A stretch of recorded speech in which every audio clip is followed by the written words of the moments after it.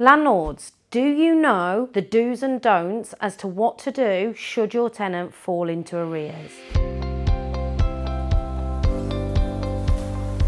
So the worst thing for a landlord is, of course, for the tenant to stop paying their rent.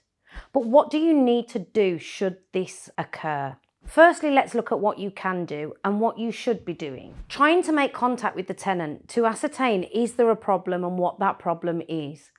Is it quite simply that they can't pay because they've fell onto hard times? Or is it because they won't pay? The two are very different.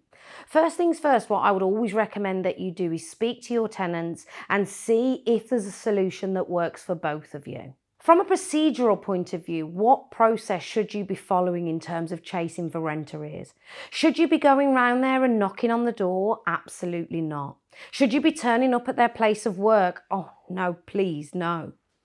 What you should be doing as a landlord is making contact with them in a formal manner. So, once the tenant becomes 7 days in arrears, a formal rent demand letter should be sent. Again, in 14 days and 21 days. During that time, you should also be trying to make contact with the tenant over the phone, giving them a call every other day to see if they will talk to you and explain the situation and when they will be looking to make payment. Do not be harassing them. Do not be calling them every hour. This would be deemed as harassment. It's also okay to send them an email or a text message, whichever way you communicate with them, but don't be doing this on a harassment basis. Be doing this at scheduled set times. If your tenant is non-responsive or you haven't been able to speak to them for a while, is it worth you looking to Universal Credit, making an application for direct payment? It may be that the tenant is receiving Universal Credit and having the rent paid to them directly. As a landlord, if your tenant is in a set amount of arrears, you are entitled to have the payment paid to you direct. That way it alleviates the responsibility of the tenant making that payment to you. If you don't know whether your tenant is in receipt of Universal Credit, it makes no difference. There's no harm by making an application to Universal Credit for direct payment.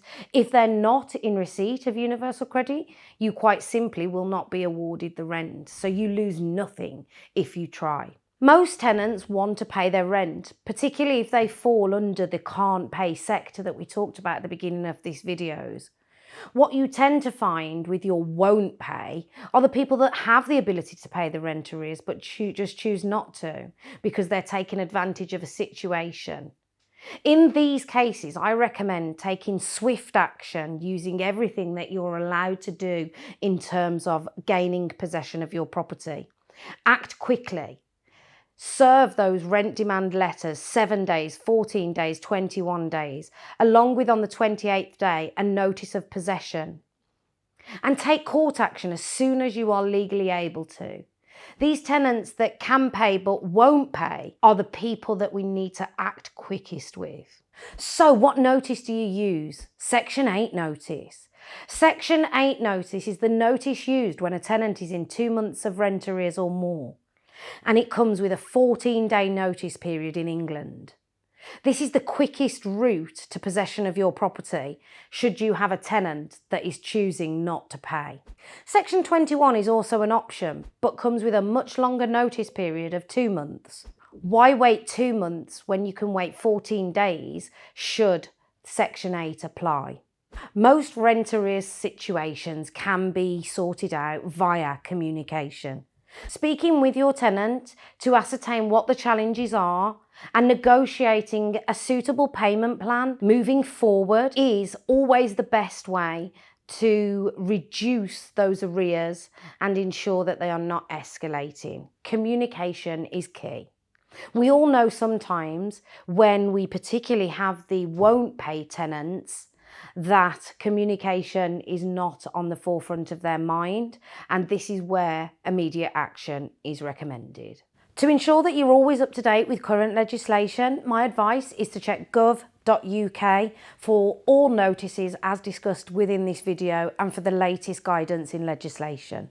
And we do host on a quarterly basis a webinar evening dedicated to landlord legislation within the private rented sector. So if you'd like to join free of charge our quarterly webinar, the link will be in the description below. So I hope you found this video useful, and if you did, please do click like and subscribe to this channel for future updates on private rented sector legislation. Thank you, and see you in the next video.